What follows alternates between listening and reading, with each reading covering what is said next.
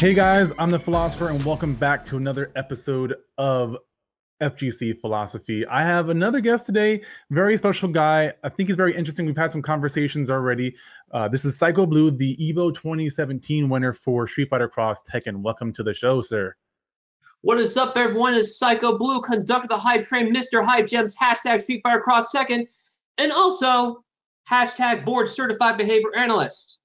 That's right, where we talk about mental health in fighting games, really anything else you can do in life that is competitive or in a high crisis, high stress situation. Sometimes it's in sports, sometimes in esports, sometimes it's something as simple as working in the field and like we do. Like I'm a BCBA, I'm also the head of the Applied Behavior Analysis department of my company, and Mr. Philosopher here calls himself an esports life coach, but he also has mental health abilities in the physical world as well. What is your official title, Mr. Philosopher?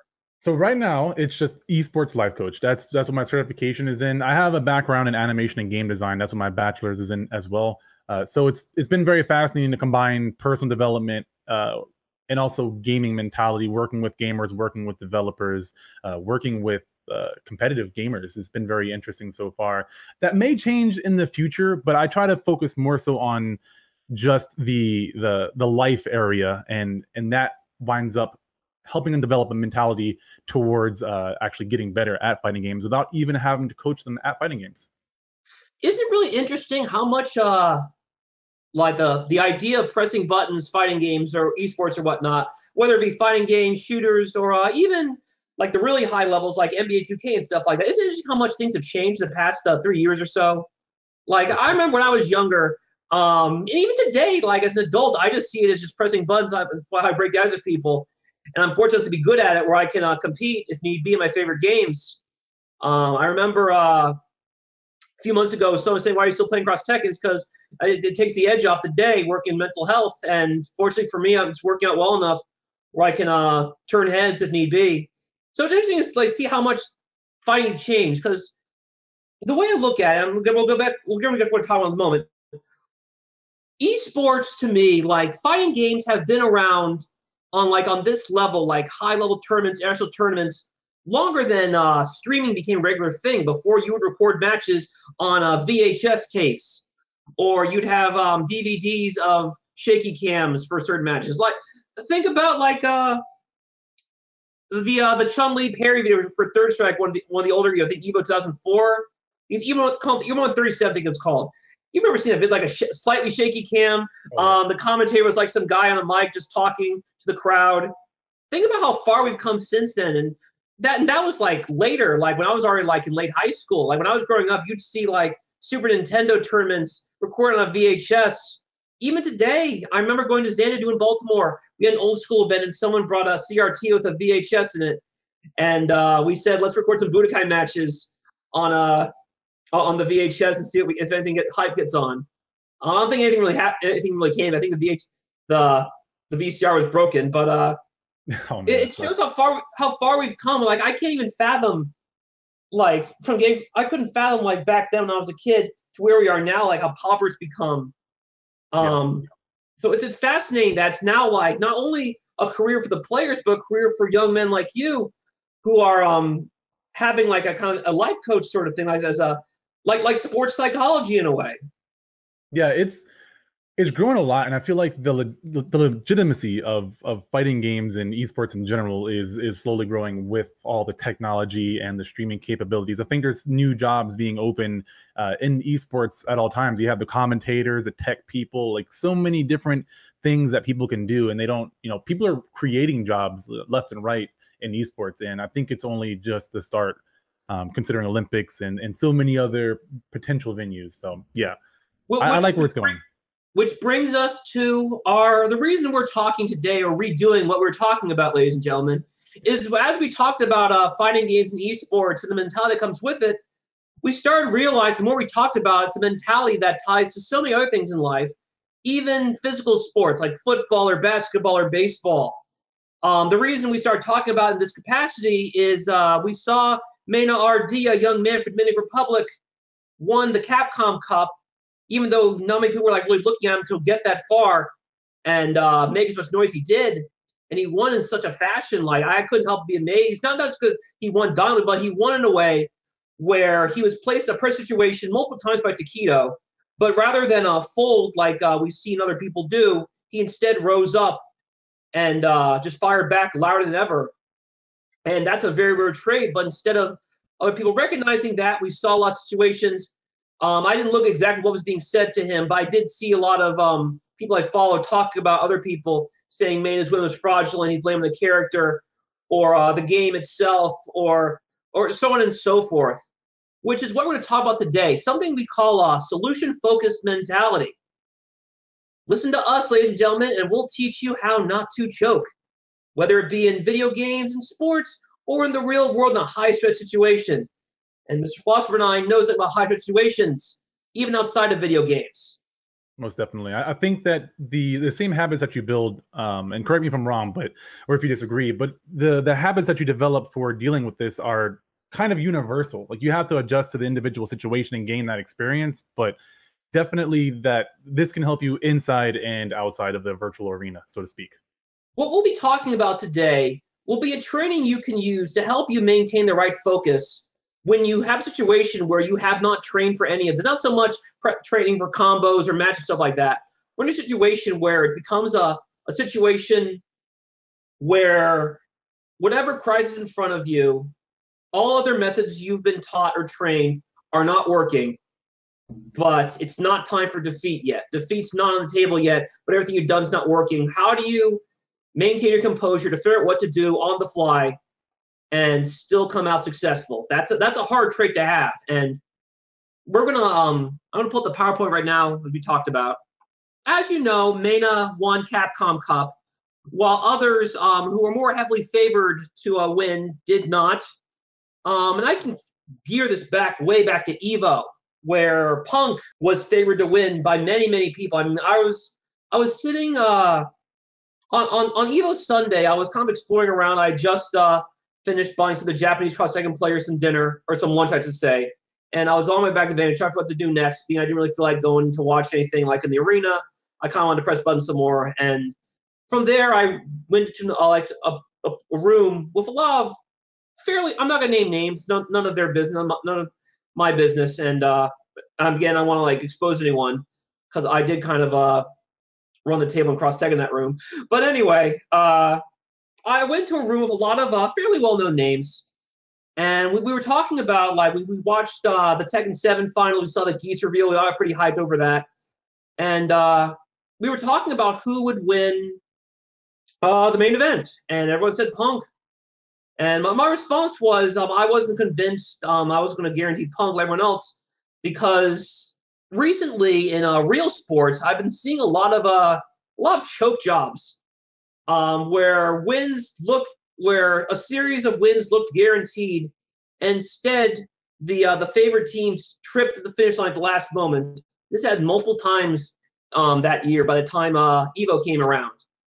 And for that, we're going to talk about a young man named Cameron Newton, the quarterback from Carolina Panthers. I'm sure we all know about his the egg he laid at the Super Bowl when he made the Broncos. Now, keep in mind, the Broncos on the offense side were doing just as bad as he was, but it was Cam, and specifically Cam, who gave up the fumble that ultimately decided the game, even though the game was still within reach. And when interviewers asked him, why did you not pursue the ball? You could have fell on it and potentially saved the play and saved the game. His response was he didn't want to hurt himself needlessly, because in his mind, the game was already lost, which is, again, a horrible mindset to have for a leader in any field. And needs to say, after the game was over, he was pouting, he was unhappy, he was storming out of interviews, all salty and stuff. And the season following was a disaster for him and his team. Now, this season he's doing great right now. He's not quite the dumb guy he once was, but he is doing a really good job. So maybe he'll turn it around this year. But the year immediately following was not very good for him. And we see it happen all the time in sports. We've seen it with Nick Anderson in basketball, where he went from one of the best shooters in the league to Nick the Brick in the 95 NBA Finals. Was never quite the same after that. We see it with Mitch Williams in baseball. Mitch Wild Thing Williams, great baseball pitcher, but then he gave up a home run in the World Series to Joe Carter. Was never the same after that. Or Blair Walsh in football. He was surefire money wherever he kicked. Then he missed that field goal in that Vikings-Seahawks game, and now he's a liability. He still has a job right now. So we see all these great athletes. Guys are just roll, unstoppable. And then they crash a brick wall, and they can't plow through it like they can adapt to it, and then they fold. This is because their routine is broken. They are now in a crisis situation. You can train and train and train all you want, have all these methods. But what do you do when the methods that you were taught to deal with situation aren't working immediately, and you're out of options that you were taught to deal with situation? You have to improvise. And most people don't like that. Routine is very important to people. In fact, in the last Netflix series, Punisher was torturing someone, and he said, torture is not pain, torture is time. The unknown, where you don't know what's going to happen next, that's what real torture is. And it's like that in anything in life. That's what a crisis is, a break in routine. And for Punk, he had been rolling. And then Taquito didn't bend. In fact, Taquito kind of gave him the business, but Punk had really put a situation before where he's had his back against the wall, and he just gave up all those games in grand finals. And he still hasn't been the same since then. Yeah, I remember about that. Yeah. And even after Evo, he was losing a lot of tournaments to guys who weren't really that big names. I mean, Items, I think his name's Items. Items is an amazing player, but the fact that Punk was losing him, again, Items a great player, but I think Punk could have won that. But I think he's kind of still have a bit of a hangover. And you saw a little bit of it at the Capcom Cup this year. Finished 9th, even though only 6 before he was heavily favored to win Evo, which is a tournament of similar scope to Capcom Cup. In fact, pretty much everyone in the Capcom Cup was probably at Evo, or most of them anyway. So if you had to what guess, happened? Yeah, I was going to say, in your opinion, what do you think happened? I think what happened is he's had the same hangover that all these other guys I just mentioned had. Now that the dominance has been questioned, he's having some trouble regaining that dominance. He's still an amazing player. I mean, I'm not hating on him. It's just he's not the same monster he was earlier this year. And I'm seeing it. I'm watching his matches. He's still an amazing player. He's still one of the best in the world, but he's not the surefire favorite he once was. And I think hasn't quite regained that momentum he had this time last year.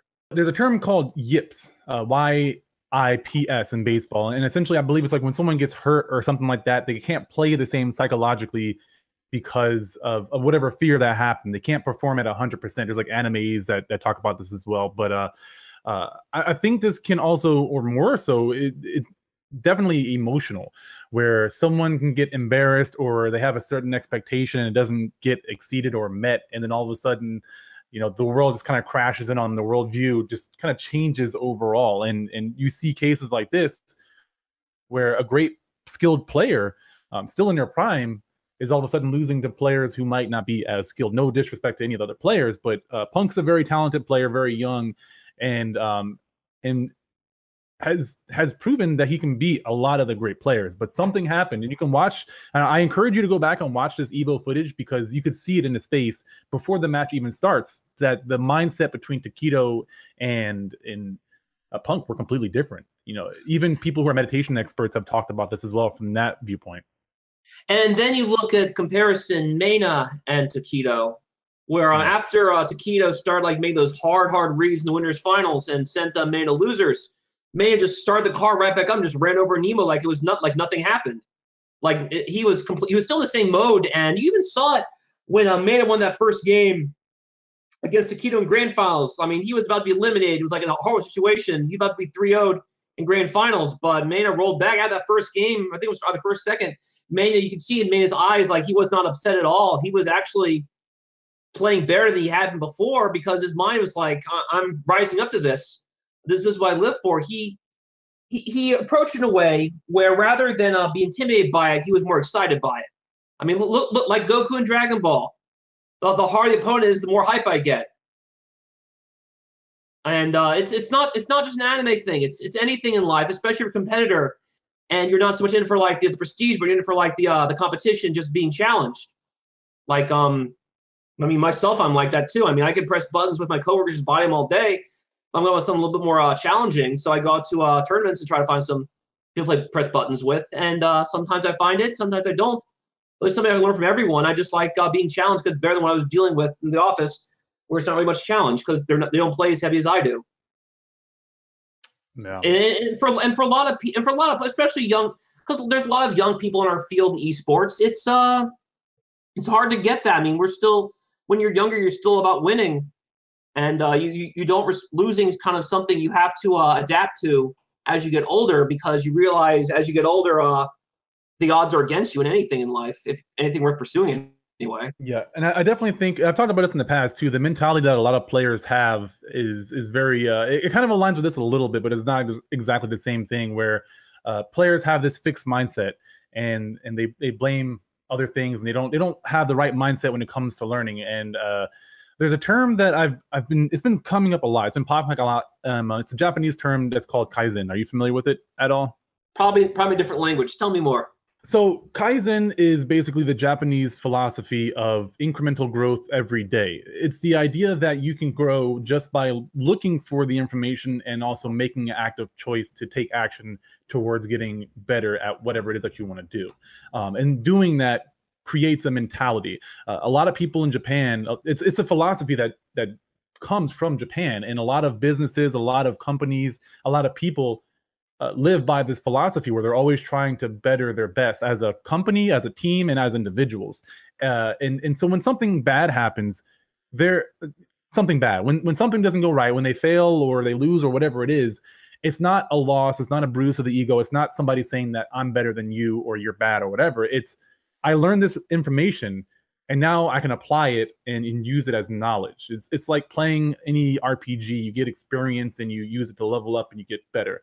I think over in America, that's not as common of a mentality. So we see a lot of people who introduce ego where growth mindset should normally be, at least in my observations. Well, that's anything in life, not just in not even young people. It is a very American turn to have that victim mentality. Yep. Where you blame everything else but yourself. And I think for an English term, I think we would just call it adaptability. Kaizen just be adaptability in other words. I mean, in any crisis, you'll most likely be at disadvantage. I mean, you're in a situation where you're anything you were taught to deal with crisis is not working, so now you got to improvise, and that's hard for a lot of people. And it's not just in fighting games. I mean, fighting games more on the spot. And or in sports on the spot as well. But even like in a workplace, let's say you're dealing with office politics, or you feel that you were passed over promotion for one reason or another, whether someone doesn't like you or personality or whatever trait you might have. Or in fighting games, an unfamiliar character matchup, or someone's playing a character the way you're not used to. I mean, like I said, I remember facing Snake Eyes at final round after facing his Zangief. I mean, I got bodied. You can see on that Red Bull video I'm in, the first Mind Games. But after there's Zangief after that, I just roll over because, hey, they're not doing that, so I guess it's fair game, you know? Everything Snake Eye was doing, they're not doing, so I guess it's fine. I learned enough where I said, okay, I know what not to do against this character if I ever face him again. So you have to look at everything you do as a learning experience, whether win or lose. And even in bad situations, you had a bad day at work, or a bad tournament you went 0-2. I know that sucks. I remember getting it back in 2013 final round, being really ticked off about it. But you have to look at it this way: as long as you are you still have the ability to try again.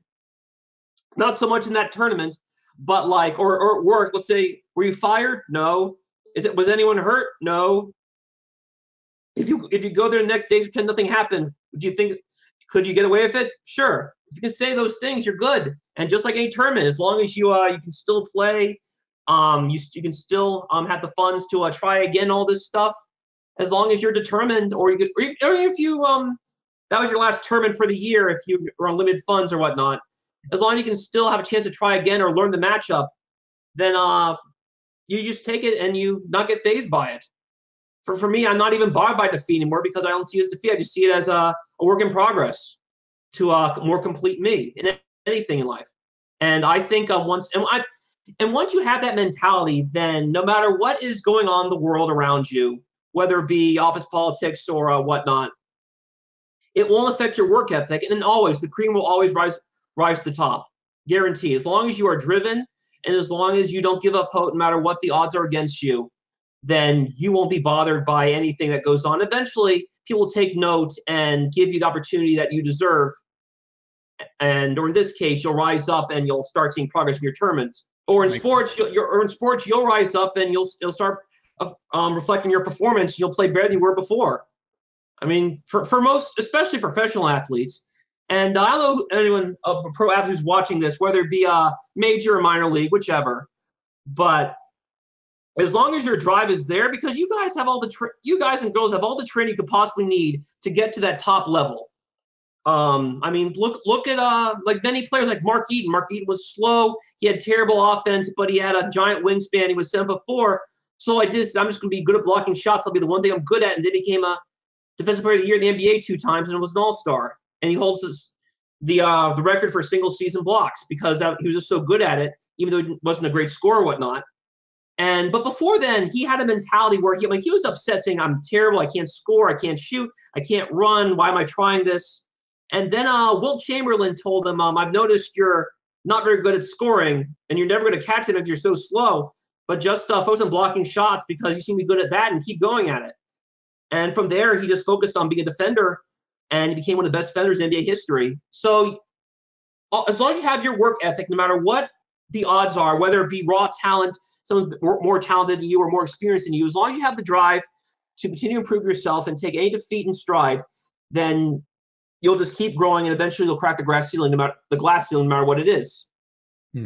So in your experience, how do you acquire this passion or this drive? What did you do?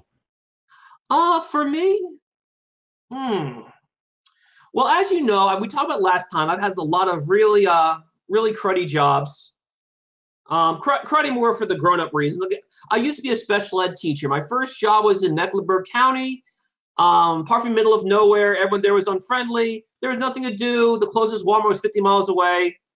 And I got threatened with a gun by a kid, and all this other nonsense that went on. And that and my supervisor was a complete C next Tuesday. So it was not a good situation.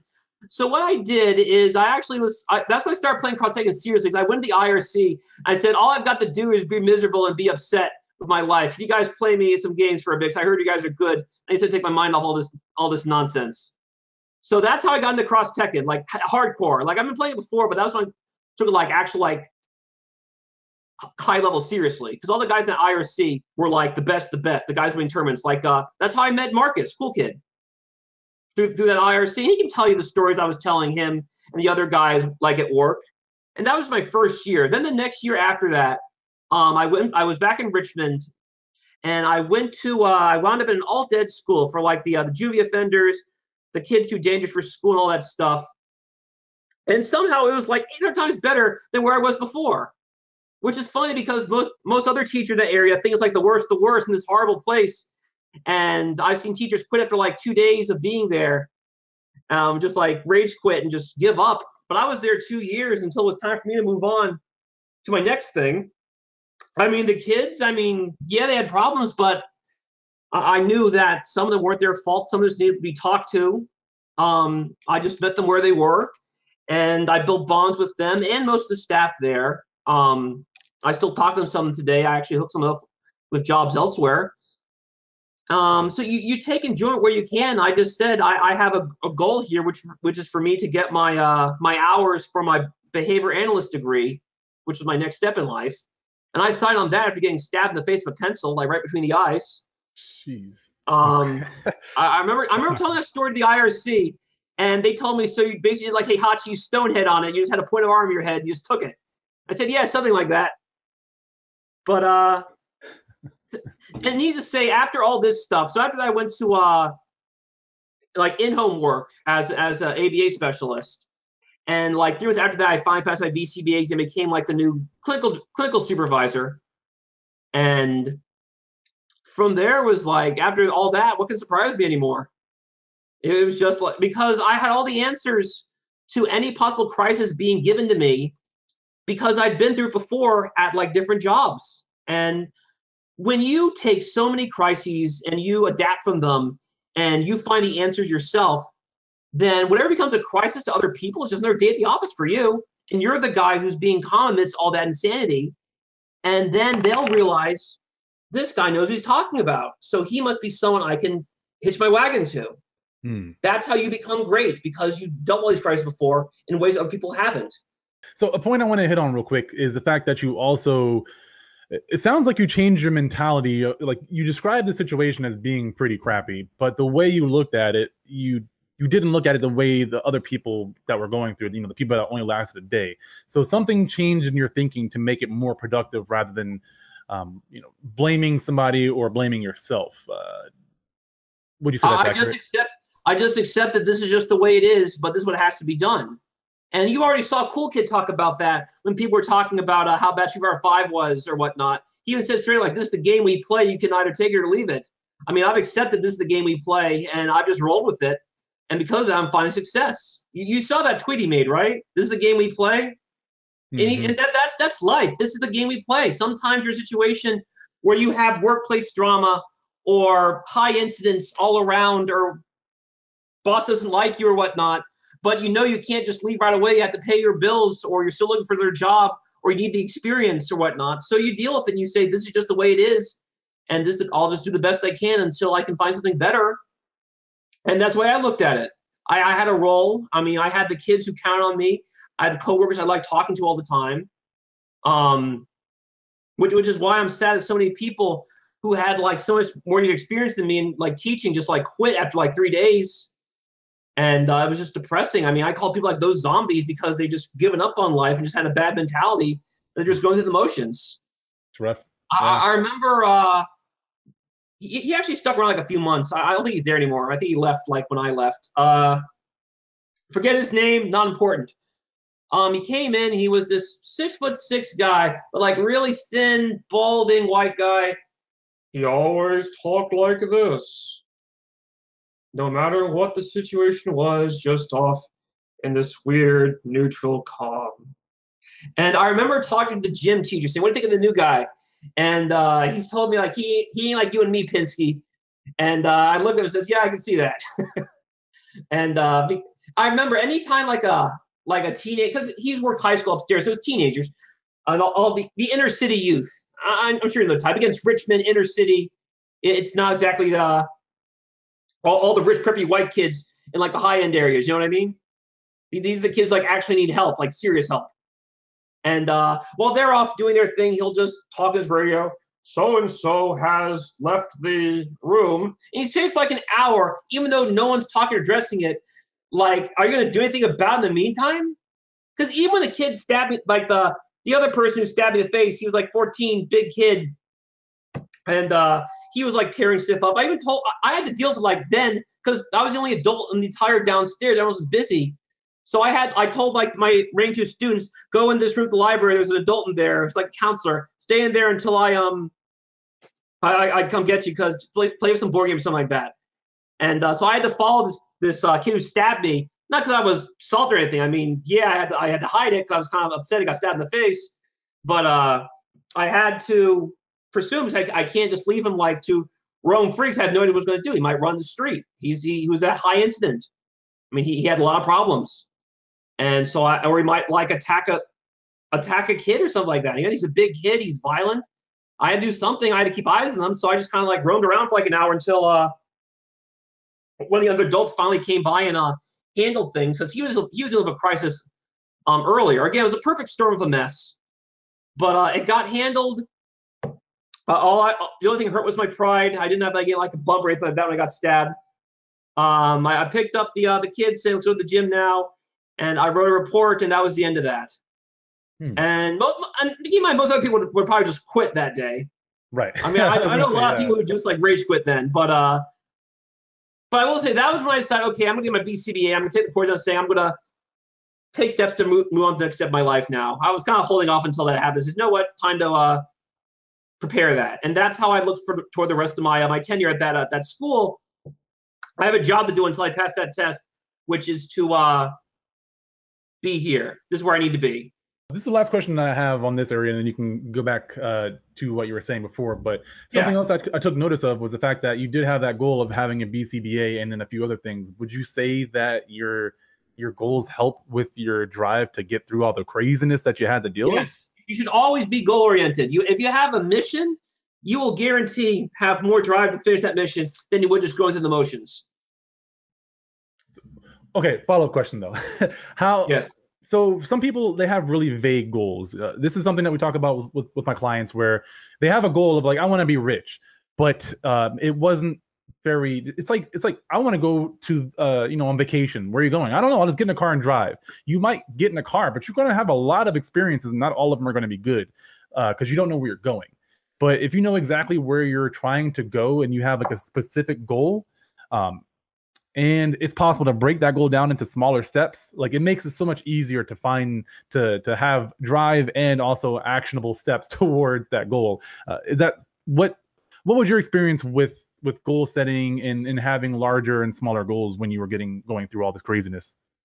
See, I'm gonna go back to fighting games for a bit, because I think this is where let's gear back here from your clientele.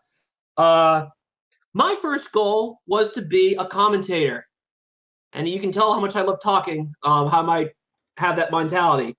So I remember saying that goal to myself for Cross Tekken, and I actually achieved it pretty quickly. I mean, I got the opportunity with Kara Storm Saki to commentate the Capcom Cup online qualifiers for Cross Tekken. And from there, I commentated Final Round the following spring. And then I commentated EVO, and then became the TO for EVO. So, and then I just focused on EVO from there on in, because I was at a point in my career I had to focus on my licensure exam more than I could pressing buttons. And once the licensure exam was done, I said, okay, let's get back to pressing buttons now and see how I do. And then I was told I'm good enough to actually win EVO now, and I got 5th that year when I was told that. And I said, all right, I think I know where I went wrong. Let's try again and see how I do after a year's worth of training, because I had only a month's worth of training prior to that, because I was kind of thinking about FGC for a bit until someone said you should bring Cross Tekken back. I said, yeah. I was just wondering if anyone was interested, so I'll do that. And from there, I trained for a year. I traveled all across Virginia. I traveled to a Final Round, and I just challenged anyone I possibly could. I found some challenges from people who aren't online or anything like that, so I'm glad I travel. I would never face someone like that online. People who don't play online at all but are still really good, from people you don't really hear from. And from there, I used all experience, and then I won EVO, and I said, well, this is what happens when I put my mind to something. Let's keep it going on anything else I do in life.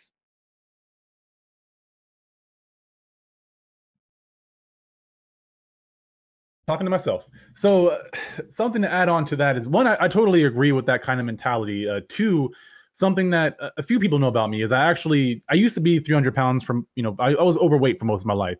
And I really equate a lot of my weight loss to actually practicing in Marvel vs. Capcom 3. That was the first game that I ever got serious at. I mean, I wasn't fantastic at it, but at the time I learned what hard work and confidence could really do if you just stay consistent and just keep working on getting better rather than trying to, have all these crazy goals. And the same thing I applied to eating and exercise, and then all of a sudden I was like 100 pounds lighter.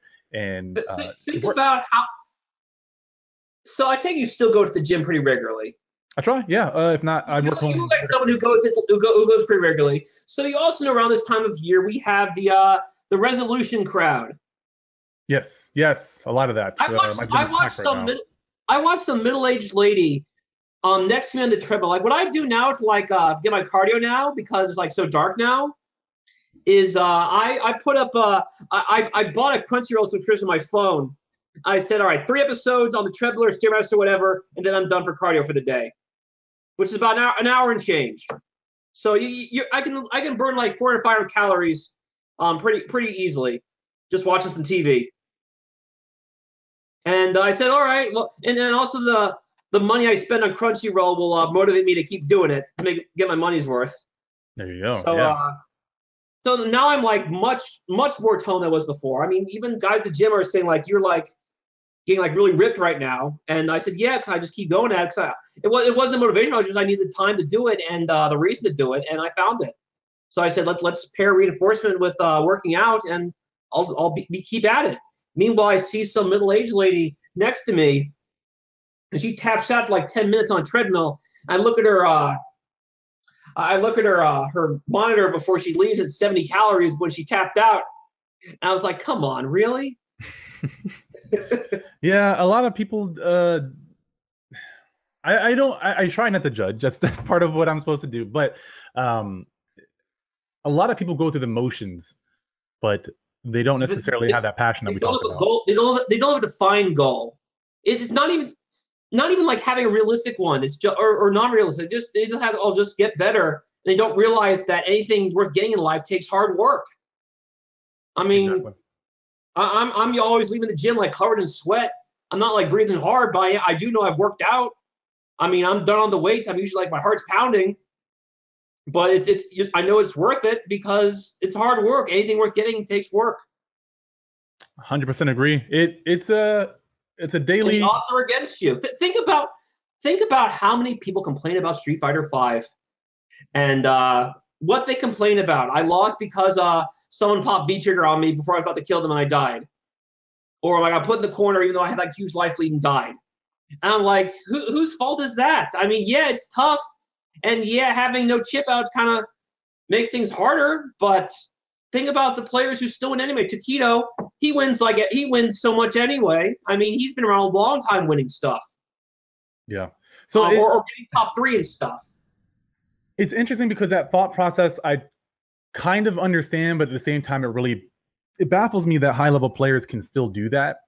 Like they find ways to justify their losses is essentially what's going on there. And I mean, it's hard. Losing sucks when you have so much expectation put into it. It can hurt.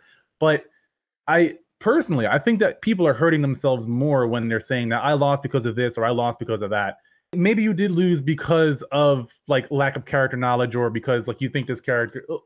It depends on the level of what they're saying. Like a character is cheap. I don't really buy into that. There's at least with Street Fighter, and I just don't get how that's going to serve them in the long run. And I don't think they are. I think they're looking more so to serve their ego than to actually serve their skill set. The way I look at it is some characters have an easier time than others. But I don't think anyone in Street Fighter V is completely unwinnable. There's something that Eris, the Tekken player, said. I don't quote this guy much because he did kind of do something really weird that Street Fighter Cross Tekken reality series years ago with that scandal. He's lucky it didn't happen today, or there'd be much bigger to do about it. But he said something about James Chen that I felt was very poignant of him to say. Eris said all fighting games are hard, even the easy ones, because of the pressure. You can let's go away from esports. Let's go away from like the quote unquote the good fight. Let's go to like something completely nonsense like Dragon Ball Xenoverse. All right, there's enough stuff in Xenoverse. Like, you know, there's actual like parrying in Xenoverse. I've never been touched Xenoverse, so I don't know anything about it. Xenoverse has guard impact, like in Soul Calibur. Okay, oh, that's pretty cool. And also has red focus, and it's got guard meter like in CVS 2.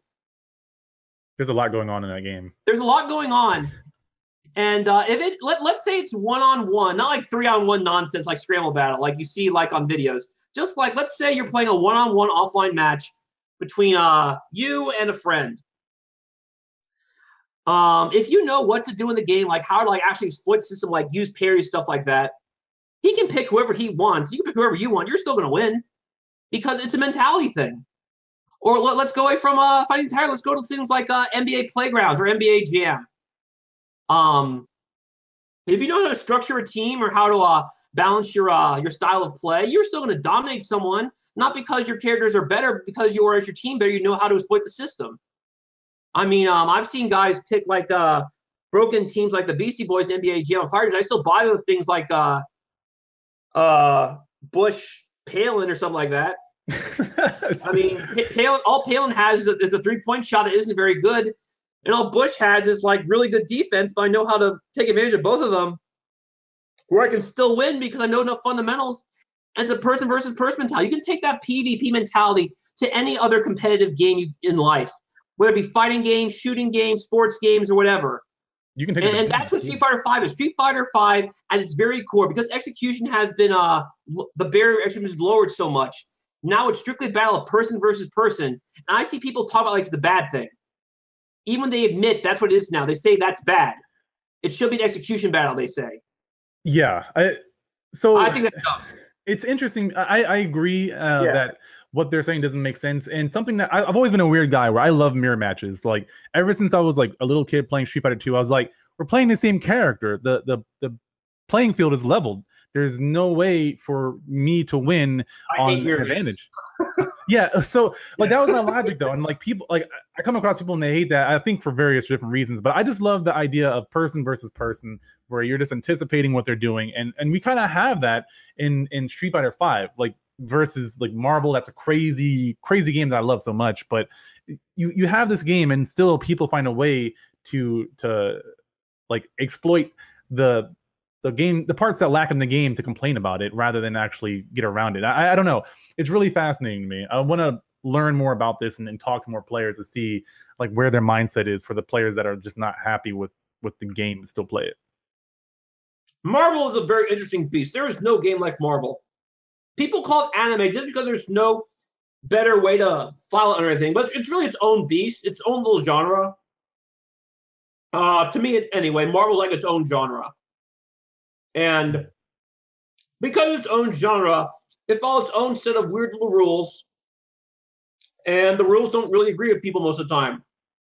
I mean, it's a game where who can overwhelm the person with the most nonsense first. It's very hard to play like pure neutral in Marvel. I mean, if you can, kudos to you. For me, it's really hard because it's so different than any other kind of neutral I played. I'm used to things like Street Fighter, CVS2, or Tekken and stuff like that, or Soul Calibur, things a bit more well-defined. But for Marvel, neutral is basically just flying around, dodging stuff, and blocking just enough to push block so you can reset the situation again. Because if you're not push blocking and you're not spacing yourself out on defense, you're just going to get like mixed up, and then you'll get locked down. Like some characters just lock people down block strings all day until they open up. God, tell me about it. Oh, Jesus. That's basically the people that I lose to are people who can open me up really easily. But it's not hard to do yet. The way you get better is you accept this is the way the game's played, knowing that this is hard, knowing that this is tough, knowing that this is good, and you work your way around it. Mm-hmm. Most people, human nature is to just give up easily, take the path of resistance. It's just the way we're wired. It's hard. That's why if it was easy, think more. You wouldn't see so much complaining. But we're wired as human beings to give up easily. So we have to take extra steps to motivate ourselves to keep going. That's why people like Mano win and people like Punk lose. Do you think that kind of mindset is more so cultivated from our culture, or that's just something that we're born with nowadays? Well, I think human nature is to take path of least resistance as mentally wired, as humans mentally wired, but I think our culture is less willing to accept that's what we do. Think about how many top level Japanese or Korean players will go on Twitter and spout the stuff that we see other people spout about like players or matchups and stuff like that in a negative way. Do you follow any Japanese players on Twitter? I do, but I don't recall seeing that too often, though. So I'm not. No, because it's always like this. They're talking about, oh, look at this combo I did. Look at this this media I did, or I think this matchup's like this, or here's that, or here's this. It's usually something constructive. The only Asian player I've ever seen, or player for that matter, who like was visibly like tilted and angry about stuff is probably Punko. I talked to the Punko. I knew you were going to say that. All right. You see him like tear his shirt off, and I go like, oh, he's entering a new mode. He did it to me, and I just bite him harder. When playing across Tekken at Evo, I mean, he was like taking his jacket off. He was shoving tables. I thought I was going to like call Tova the dude and call for help by radio like I would when I worked at the alt ed school. just like that. But what he was playing like a lot more recklessly, but I didn't change my plan at all. I just kept doing what I was doing. Is like playing dumber is not going to help you, man. And once he started like actually like anti-airing me or like playing footsies that actually started having some problems, like, okay, now we're rolling now. And so but you see him like get angry and throw it. He always like, he's very rarely as pleasant to be around than to keep than Daigo. You see Daigo, and he's always smiling or he's focused. He's never like crazy hype excited or bouncing around or throwing or chugging or anything like that, because he's been doing it long enough where that's not who I am. And even when he loses, like again, he got farther this year than he had in a while in the Capcom Cup. Now he's more kind of like a celebrity guest now. He's like he's basically like that part-time wrestler who shows at WrestleMania every few years, but is like a full-time guy pretty much. He's a guy who's there to sell tickets. Yeah, he's a motivator. He's a celebrity guest pretty much. Yeah, he's a celebrity guest. He's like a WWE legend. I did want to ask a question because I think this is a good point to hit on with Punko and other people like him. Would you categorize? I read your presentation and you talk about type A and type B person, or type A and type B determination. Excuse me. Yes. And I was wondering if you would consider Punko to be in that B category. I don't think so, because anytime he starts to get like really like angry like that, it's not so much that he's building that. It's that he's changing what was working, and with mixed results. And again, if you push him enough, he'll keep changing until it's to a point where it's detrimental. I don't think, because Punko's usually pretty quiet when you talk to him, and when he plays, he's usually pretty quiet. But he's not like defiant type angry when he plays. He's just straight angry. I think Mena would be a better example of type B, because you notice, you watched Mena in that grand finals, and you saw when he got that first win in grand finals on Takedo. You saw him look to the cup, and that's when I knew there's a shift in the air, and he has gotten to that shift. So can we backtrack a little bit, and can you describe to me what a type A and a type B determination actually is? All right, I'm going to read off what I wrote on the PowerPoint. By the way, everyone, this is also going to be a mental health presentation for my company, and later for conferences. I'm going to refine this, make it all ABA looking and all nice and psychologically pretty. For now, we're just talking about it because talk about competition. So type A is something I call the mighty don't tilt. Type A determination exhibited individuals who remain calm and collected even in high-pressure situations, whether they're winning or losing. That's not, just my friend, you know that's not Punko. Punko very much shifts depending what's going on. Right. And in fighting games, this is most commonly seen among players like Daigo, Takedo, Infiltration, and guys who are usually pretty mellow or pretty focused or quiet. And if you talk Infiltration, you know, he can joke around a lot. He's pretty funny. But when he's playing, he's usually like pretty neutral. He's not like really freaking or anything like that. He's not like getting salty or anything like that. Now, Punko, when you look at him, he looks pissed all the time when we start pushing his buttons. Takedo's different, though. When he got the murder face, that means he's focused. He just happens to look kind of evil sometimes because he's kind of that complexion to him. That's not his fault.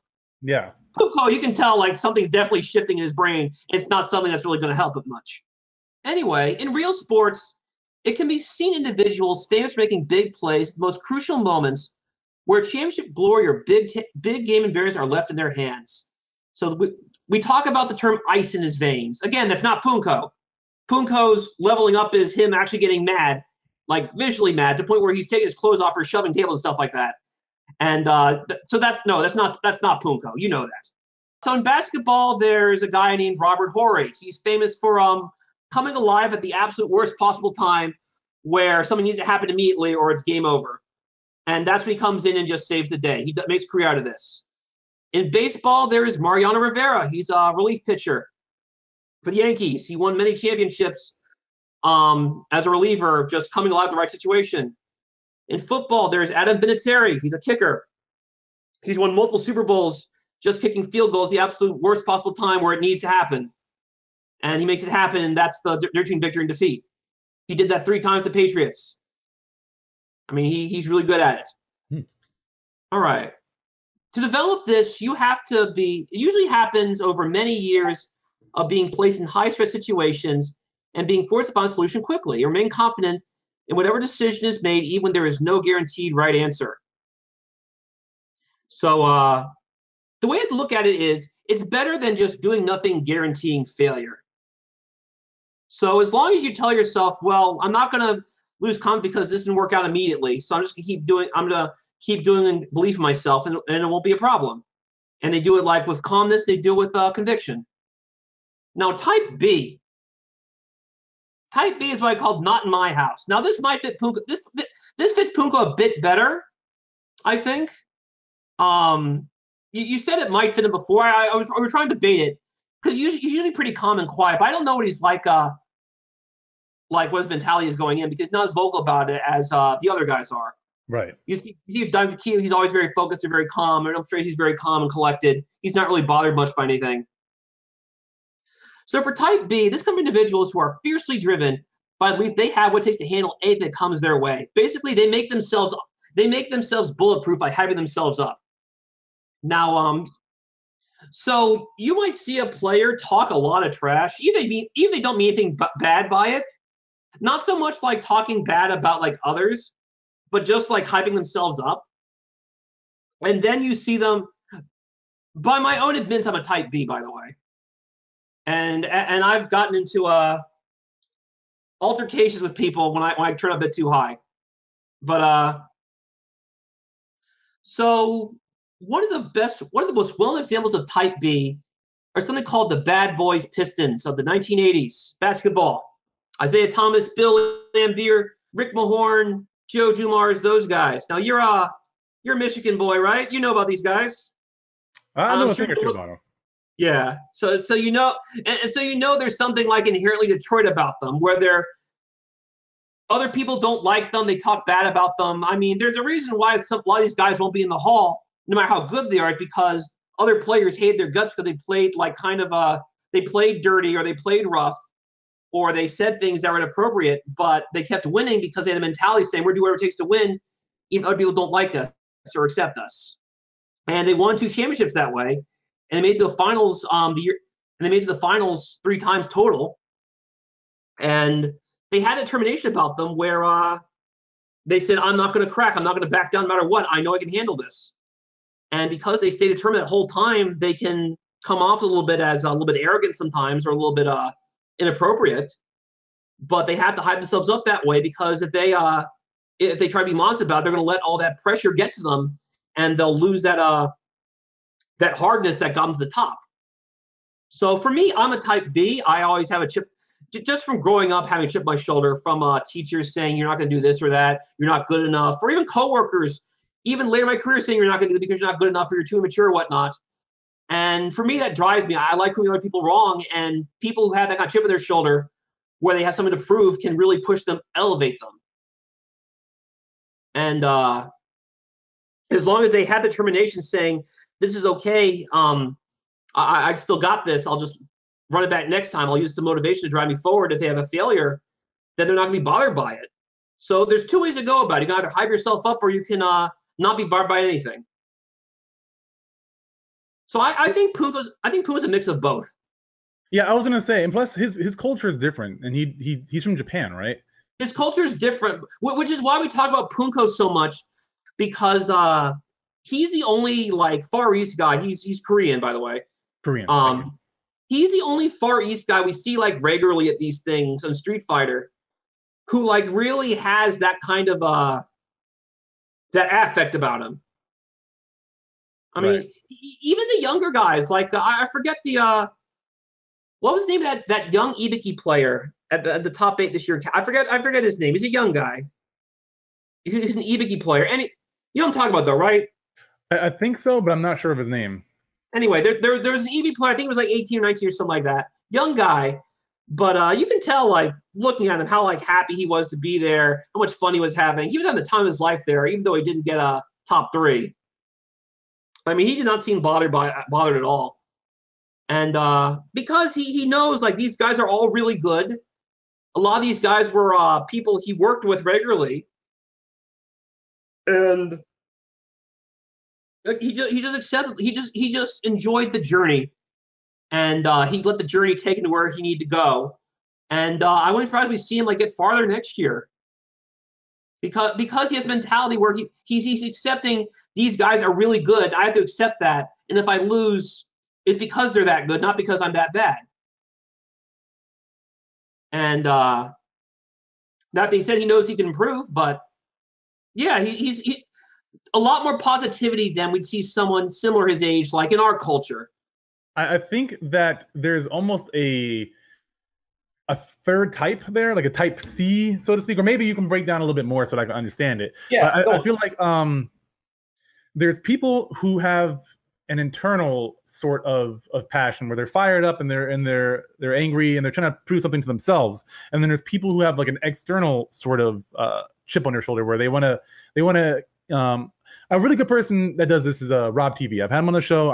He's a really cool guy, and he's not ashamed of the fact that like he'll talk smack and he'll get in people's heads in order to like either intimidate them or to throw them off their game, because to him it's almost like the Detroit Pistons kind of mentality, which I think is very fascinating and cool. Whereas you have other people, him, I think Filipino Champ is kind of like that, where he'll do the same thing. He'll play the villain. In fact, that goes what we're talking about. At Evo, Saturday afternoon, I mean, I finished Trio Cross Tech and I was just locked to this point. I ran to F Champ at the in the lobby, and I was saying hi to like Infinite.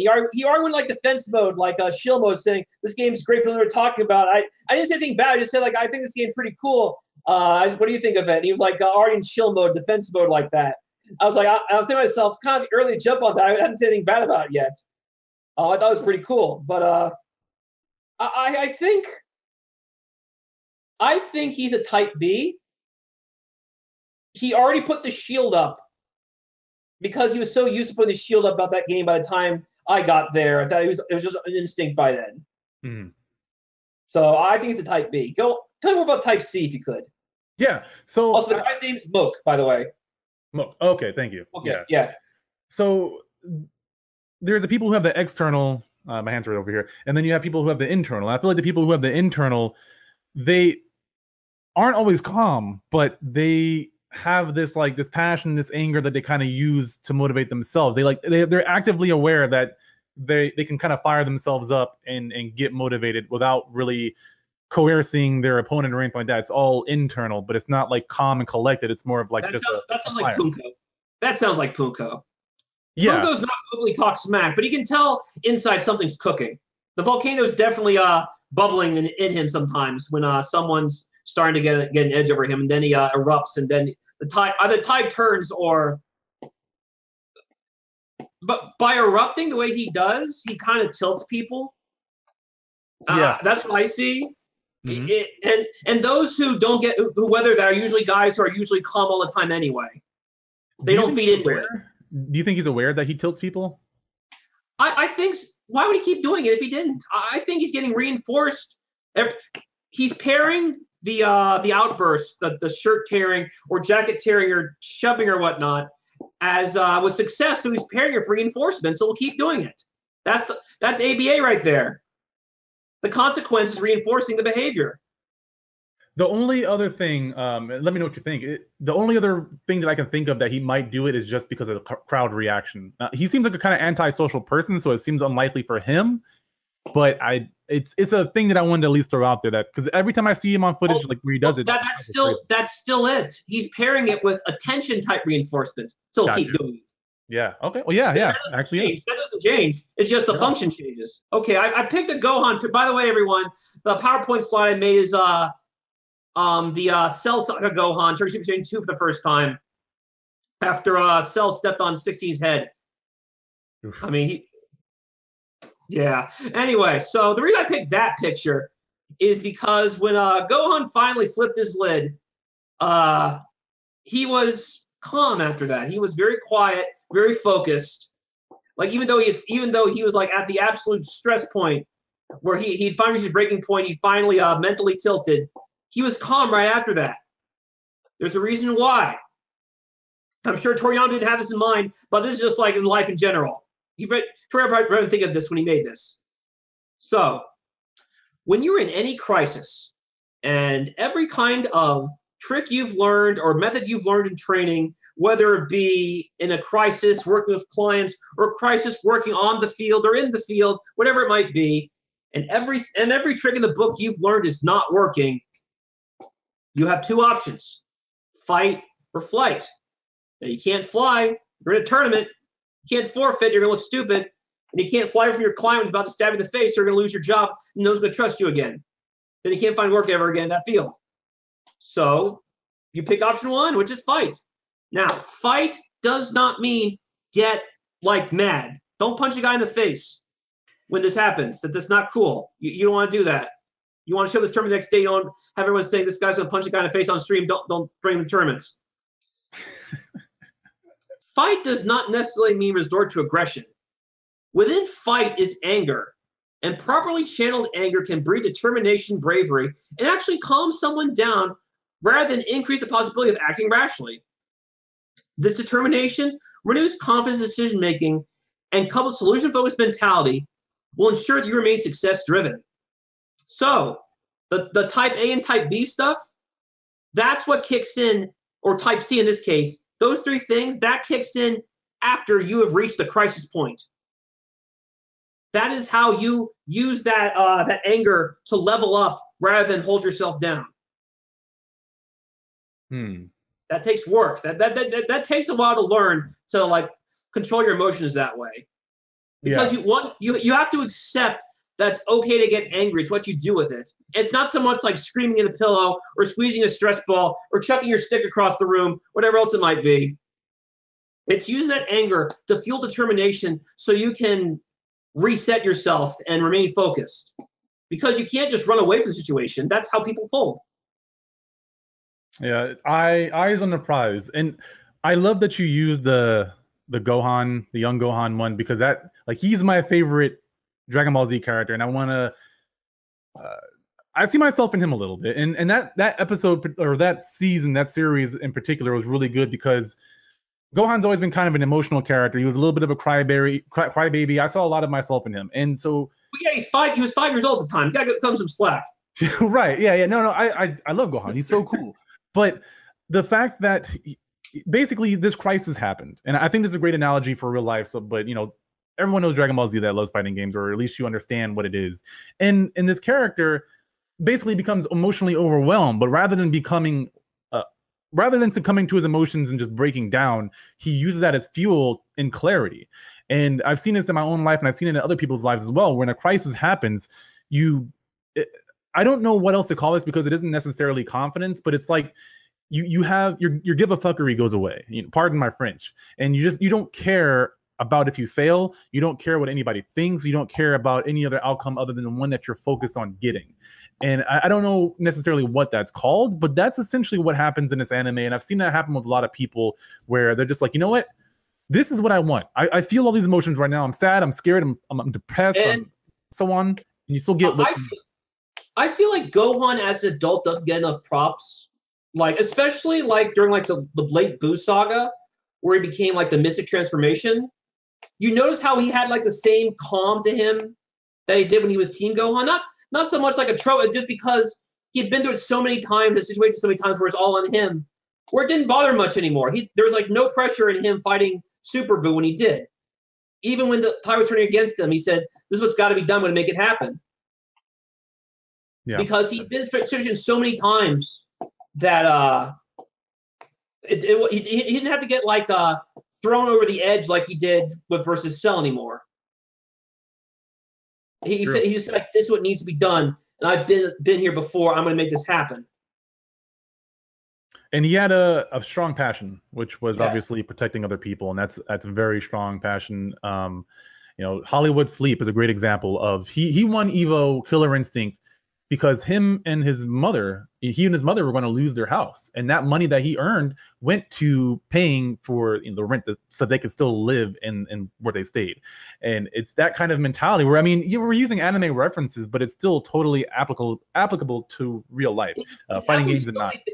So many things in life can be applied to that. And unfortunately, there's a situation where my livelihood hinges on a tournament. I've thankfully never been in a situation. And to Hollywood, congratulations to you. You deserve all the accolades you get for holding it down like that. in a situation where everything's was like falling apart. So good on you, and I hope things are in a much better spot than they were before then. Good stuff. But yeah, it's that determination, knowing this is what needs to be done, and if you want to succeed, you have to accept this is what needs to be done, regardless of all sorts of stuff going on, which would be in a less severe situation, the matchups and whatnot. And when we see people complain, and which is why the fact that people complain about Mena so much makes me so sad. I mean, give the kid he's only 18, and he already has that like level of determination that people like 30 years older don't have. Like I said, I've seen teachers like 30 years experience whatnot having like such terrible mentalities. My first supervisor, by the way, it's how I learned how to put these people on blast early. Like where they crack under pressure or they say horrible things or whatnot, and they still don't get it, even as if they were just fresh out of school. 30 years and nothing's changed. And a lot of people get stuck in that road. It's very common. And that's why I still talk to people in like esports and stuff, like you guys, because a lot of you don't have that mentality. You have the drive to keep going and to see above that. At least the top players do. I know a lot of the fringe players are still kind of negative about it. But like all like the top guys like Daigo and Takedo, a lot of the Asian guys. I mean, I saw people yell at say like Takedo should have won or whatnot. But the fact is he didn't. He got downloaded. And I don't think Takedo's bothered much by it. I doubt it. I mean, he still won a ton of money. He still won Evo. And now he's gonna focus on running it back next time. Yeah. Here's something that's really interesting too, is that Mena winning kind of threw off the paradigm of what everyone thought good characters were. No one really thought that this character could even win a major tournament that I knew of. In my circle and people that, you know. It was the same with Takedo and Akuma at Evo. Yes. Exactly the same. I remember when Akuma first came out, people were saying Akuma's not that good and all that. And I remember when I was watching Evo, I was texting my friend John, who's an Akuma player around here, and I said, "Hey, your boy's making things happen." And him and his girlfriend told me like he was like celebrating like really hard when he won, and like the girlfriend couldn't figure out what was happening while he's shouting so much. But because we see things, especially the top, like again, it's like the really smart players can see potential early on and still have the belief that they can still do things long as they stay focused. I don't know if we talked about this, but do you know who Roger Bannister is? I don't. Tell me. So Roger Bannister was the first person to ever run a 4-minute mile. Up until that point, no one ever thought that a 4-minute mile could be done. Like people thought back in the day that you would like drop dead of exertion before you could run a minute and 4 miles. And lo and behold, this guy just comes out of nowhere, runs a 4-minute mile when everyone before then thought that you couldn't. And then something strange happened after that. More people started breaking the 4-minute mile. Like people broke his record, and then people broke that person's record, so on and so forth, and it created a snowball effect. And it took one person to break that. And I think there's a lot of that mentality in the FGC where it's like, this is how the world works, and this is all truth. Everything else is wrong. And then you have an anomaly like Mena coming. Anomaly in quotation marks. I mean, he's a skilled player. Yeah, he earned it. We all knew like how good DR was. We actually paid attention. Like there's so many DR guys like who are doing really well in these 3-on-5 tournaments. It's just they hadn't a chance to travel. Yeah, keep going. No. So someone came in, Mena, and broke like what they thought was like gonna win. And rather than give the guys props, because no one likes admitting they were wrong. Ever. Exactly. Yes. Ever. No one likes it. I don't like it either. No, but that's where we're at right now, where we have some people who are torn and don't want to give this person props because a lot of ego. One, he's really young, so anybody older than him, which is a lot in the FGC, they might be mad. Anybody who hated that character and thought that he couldn't ever win a major, they don't want to, you know, they're wrong, you know. And then I don't. It's not Puerto Rico. He's not from Puerto Rico. Dominican Republic. Dominican Republic. Yeah, he's DR. Yeah. So I mean, there's a lot of things against his character, and I think a lot of people didn't like his personality. I wasn't a huge fan of him, but when he won, he won. He beat like one of my favorite players, fair and square, with a character. I thought Daigo was going to take it, but Ice was telling me, you got to believe in this kid. So I looked, and I told Ice, I want to see how your boy does against Nemo. If he can like roll back against Nemo, I'll believe it. And sure enough, he did. I told Ice, okay, I believe now. I think he can take it, and he did. Because I wanted to see what Mania would do following up after the momentum shift. Because we saw Punk fall apart, we saw Cam Newton fall apart, we saw all these people in similar situation, whatever what sport it was, fall apart, and Mania did not fall apart. In fact, he just started the car right back up, saying, "Well, back to work," and rolled over Nemo, and then he overcame Taquito. He won. That's fact. And the fact that people try to minimize that just shows like why. Again, I know this is your field. I'm going to say this as nice as I can. It's why we got a long way before fighting games are looked at as a truly legitimate esport. Look at real sports. Follow any athlete on Twitter. It is incredibly rare you will see one athlete openly diminish the accomplishments of another athlete based on work ethic and talent alone. Like, let's say the two athletes hadn't said anything stupid, like they didn't like beat their wife or anything like that. Nothing like outrageous, but like just strictly based on talent accomplishments. You will very, very rarely see one athlete openly diminish another athlete in public like that. Because there's a mutual respect to the journey it took to get to that high level. Because they know this is the best is going on here. These are the top flight of talent, whatever league they're in. So they know no matter what the journey was, it was just legitimate as my journey because they're here, we're both here, and we're both doing these things. Yep. So hustle respects hustle.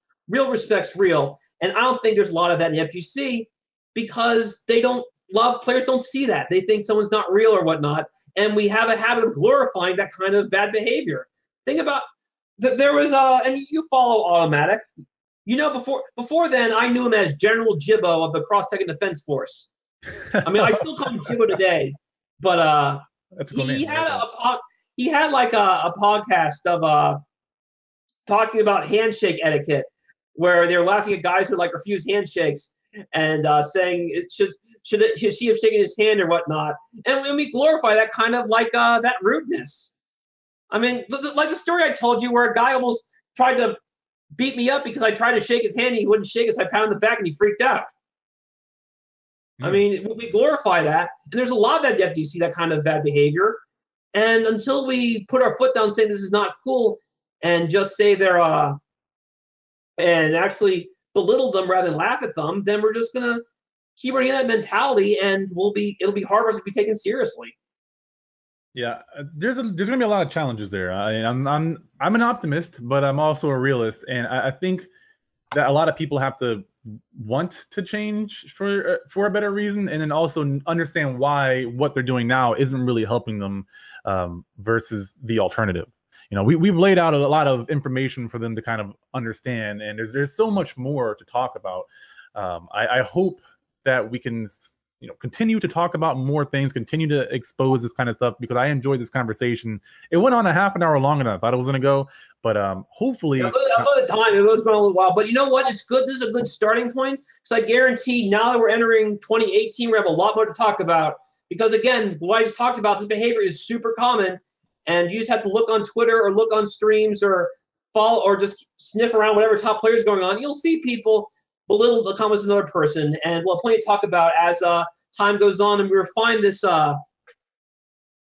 this concept of solution-focused mentality. So we'll share it, and as we refine it, we might bring in some actual athletes on board. I was talking to a philosopher earlier, a high school friend of mine, a former EuroLeague Final Four MVP. He told me he wanted to talk. I don't know if we'll be able to get him live or not, but being he's all the way in Europe. I think he's like in Eastern Europe right now. So, but let's say how far this goes, if he's in Richmond sometime. I know he comes back to Richmond every now and again to do basketball seminars. We can bring him on, and that's just one person brand. We can bring all kinds of people. We bring other players on. We can bring whether it be fighting games, Counter-Strike players, whatever, and we will refine this mentality so you can apply it in everyday life, whether it be in fighting games or just in your career, whatever that might be. Perfect. So I gotta ask, where can the people, they want to find out more information from you, everything that you do with your games and stuff, social media, where can they find you? All right, you can follow my YouTube channel, Psychoblue SFXT. That's almost my Supercross Tekken stuff is there. I'm uploading combo videos right now. It's my current kick right now. Now that I've got a long time to worry about until Evo. And I'll start working on pretty soon. I got a trip in Holland next week. I'm kind of focusing on that. I'll have some other games there now again too. Mostly it's just Cross Tekken stuff. You can follow me on Twitter, Psychoblue9. You also look up any number of, like I said, look up my YouTube videos for Cross Tekken. You can see some shifts over the years of certain players, like my finals versus Esta. I remember this very well. I remember how someone was different about Esta, and I realized it wasn't that he got worse, and I think it was just kind of got in his head a bit, because I've been doing so well before then that maybe he got a little shaken, even though he picked a team that was meant to drown me in frame traps. I wasn't falling for any of it, and I think that's where things fell apart.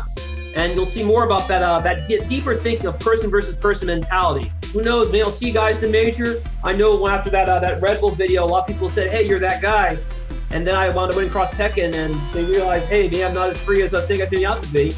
But yeah, keep watching, keep playing, and thanks for crossing the line, and we'll see you guys next time. Yeah, thanks for joining. As always, I'll have all the links of anything I'm about to put in the description down below. So if we can get that presentation, I'll put that down there. Social media links will all be down there. Of course, my name is The Philosopher.